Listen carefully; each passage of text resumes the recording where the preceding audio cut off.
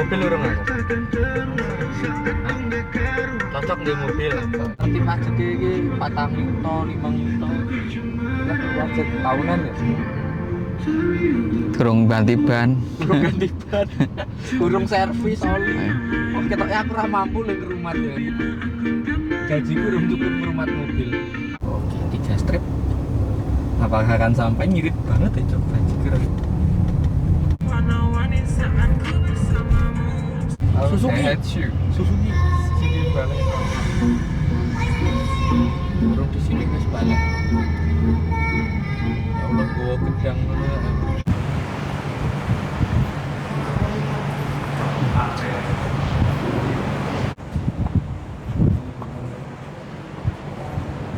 Itu menjadi warnanya besar. Ketika membuat cover ini, saya ingin menjualkan seperti ini dari asal dari materinya. Indonesia.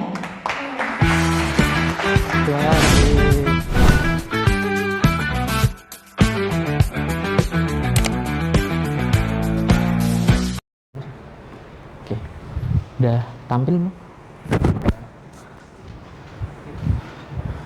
Oke, sebelumnya izinkan saya untuk memperkenalkan Sony terlebih dahulu, brand di mana saya bernaung sebelum saya mengenalkan diri saya sendiri. Nah, apakah Sony? Yaitu digital imaging. Digital imaging itu bergerak di bidang kamera audiovisual, gitu. Next. Nah, lucunya dulu mungkin teman-teman waktu punya kamera lensa kelas tertingginya yang dipunyai Sony yaitu lensa G Master yang dari Canva. Yang Canva yang ini. Iya. Teman-teman boleh untuk pakai beberapa kamera di sini. Jadi saya sembari ngomong atau membicarakan tentang apa yang saya lakukan atau teknik apa, nanti teman-teman juga bisa langsung praktek. Jadi bisa pegang kameranya, bisa setting-setting di kameranya. Nanti kalau bingung bisa langsung tanya.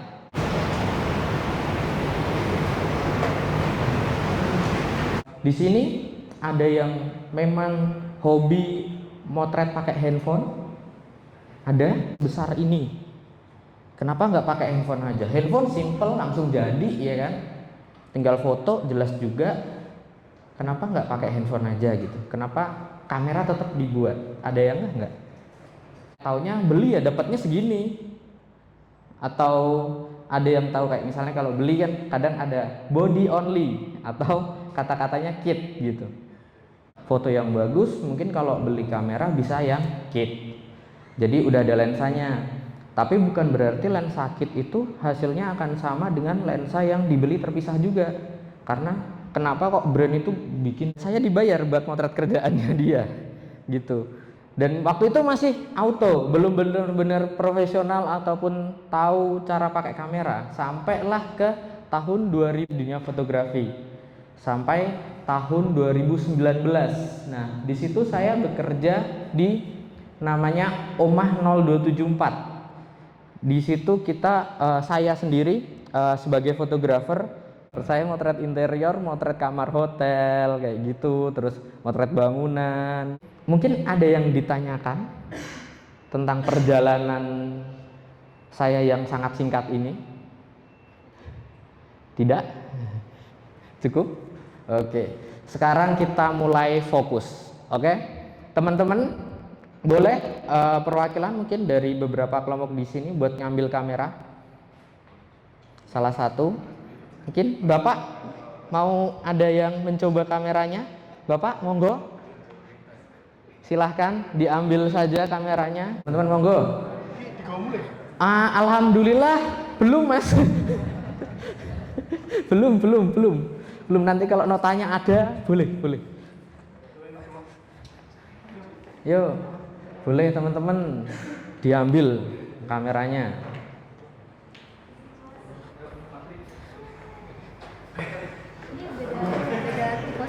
Ya, beda tipe. Cuman teknikal. Walaupun kita belajarnya fotografi ya hari ini ya. Ada HDMI yang pendek nggak Mas? Nah ada, coba ya mas, pendek. Nanti tak sambungin ke trans. Ada yang kebingungan? Aman ya?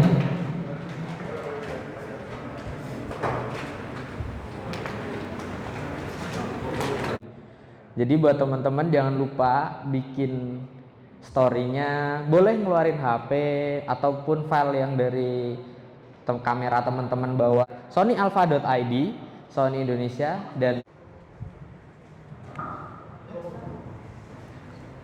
connect kah? Connect. Kita coba langsung ke materi aja deh mas. Gua.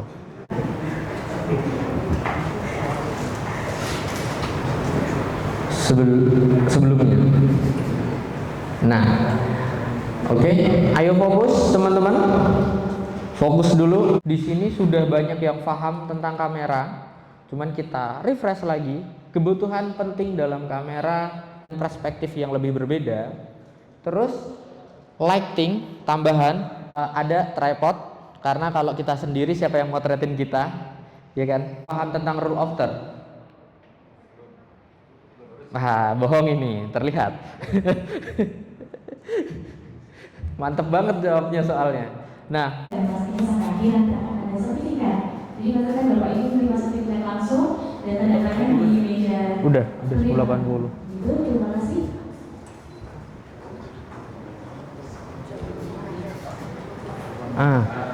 Oke. Akhirnya menyala teman-temanku. Lift.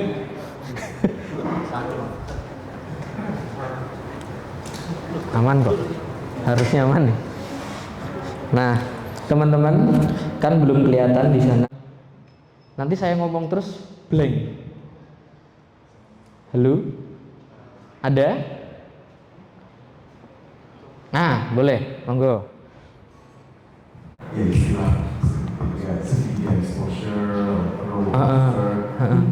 mungkin bisa dijelasin apa? Nah kita akan ini dulu mas.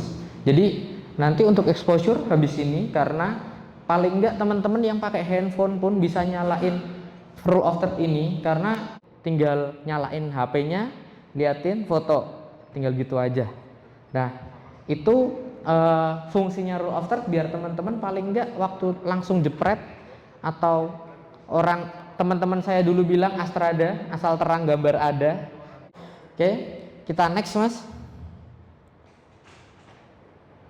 Nah, contoh bahasa santainya blur apa enggak, bokeh apa enggak, udah gitu doang.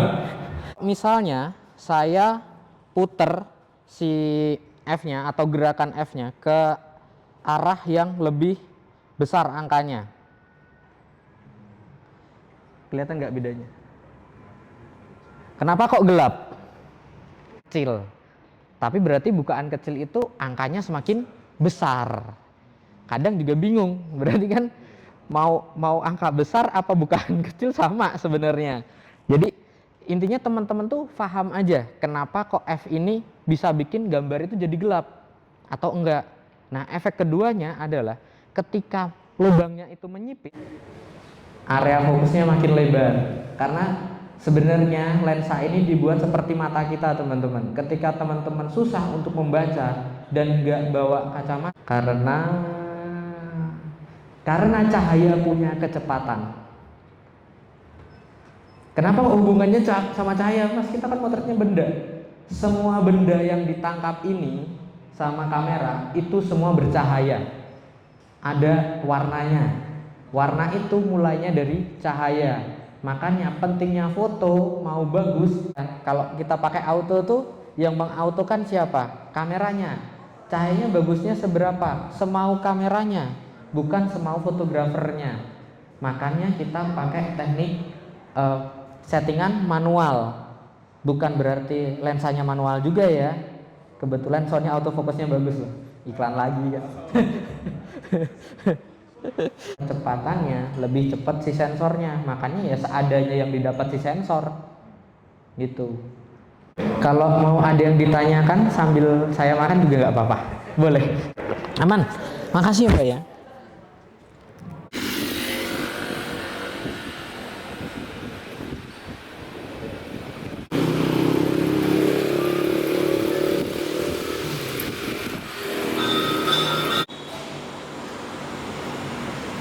Ini kita ulang lagi ya. Kalau F-nya itu angkanya kecil, berarti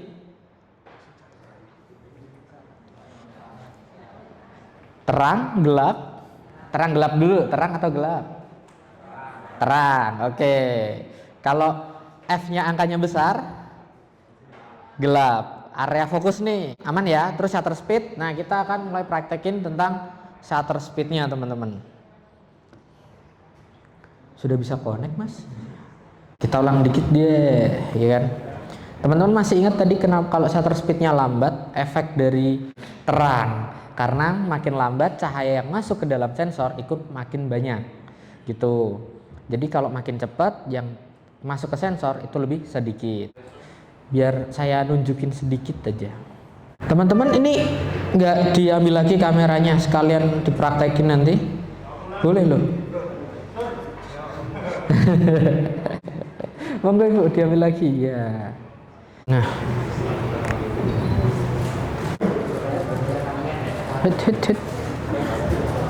nah, ini lama-lama jatuh ya kan, karena nggak ada pergerakan burungnya. Terus habis itu panning itu sama kayak motion blur tadi. Cuman karena ini bikin pusing ya kan. Enggak, sebenarnya panning itu teknik dimana kita mengikuti benda atau subjek yang kita mau foto dengan shutter speed yang rendah. Jadi kecepatan kita bergerak mengikutinya itu sama dengan kecepatan yang bergeraknya. Kita bisa menyampaikan bahwa orang ini tuh lari loh. Misalnya kalau roda motor, kita motret MotoGP misalnya, tetap harus muter gitu. Terus misalnya kita motret kayak nyebutnya long exposure. Long exposure itu kita bisa merekam pergerakan air itu jadi halus. Kalau kita speednya cepat, air-air ini akan jadi butiran. Karena yang tertangkap nanti ketika air itu nyiprat terus diem airnya, nge-freeze. Yang bagus mungkin waktu nyiprat kayak kita motret tetesan air. Temen-temen mungkin bisa kebaca, ada yang tahu ISO itu apa? Standar internasional atau apa? Kita akan coba pakai teknik yang namanya direct light. Anggaplah ini bukan cahaya yang bersumber dari lighting ya, tapi mungkin ada matahari, terus di sini ada pepohonan atau apa yang membuat area yang lain gelap, terus ini terang. Jangan dilihat ya, lihatnya ke sana aja. Nah, ini nggak bisa.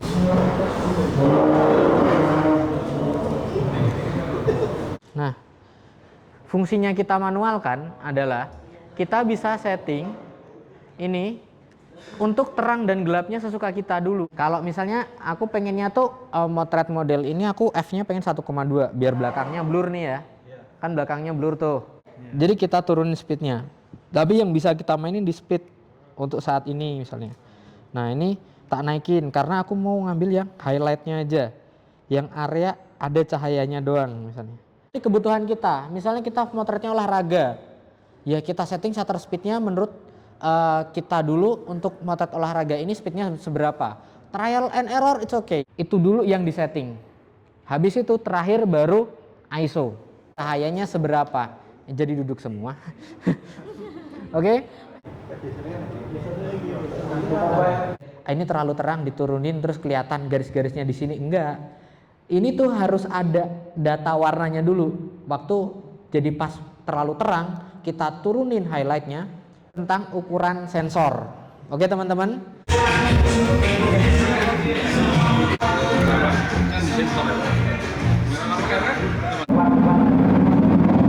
Mengkritik tapi tidak bisa memberikan solusi kan lucu gitu. Iya Pak.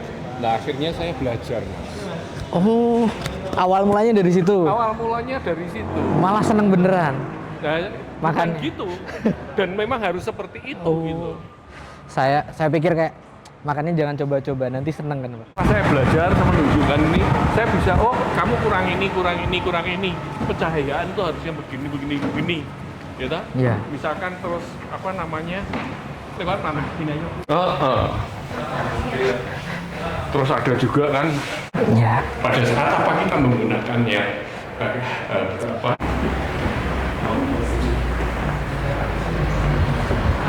Ya fotografi akhirnya menjadi Kebiasaan. dilihat dari luar seperti ini. Ini untuk engineer yang di sini ya Pak ya? Iya. Untuk setnya. Oke. Jadi kan rencana ada podcast juga di sini. Mas. Nah ini kan cuma cahayanya nih. Cuma Oke. bisa dikasih. Nanti kemungkinan, misalnya podcast nih ya Pak, kan butuh 3 kamera tuh sebenarnya. Nah itu lighting lebih oke lagi, misalnya lebih ke atas, jadi nanti ini lebih panjang. Oke. Jadi kamera bisa leluasa ditaruh di sini. Pasti ada meja. Dari segi lensa, kemungkinan ini juga butuh beberapa lensa yang berbeda, Pak. Kalau Bapak berkenan misalnya pakai Sony di sini, Sony itu punya ekosistem di mana kita nggak usah nyeting kamera ini tuh pakai yang model kotak kayak gini, atau yang kayak tadi yang dipakai di depan. Sebenarnya Snut lebih oke untuk makro. Oh iya. Terus kalau misalnya untuk broadcastnya memang kita perlu key light yang pakai modelan kayak gini Pak. Tentang ngomongin apa atau apa gitu. Gitu. Atau Bapak pengen negur lewat online kan gini. Ngomong settingannya gini gitu.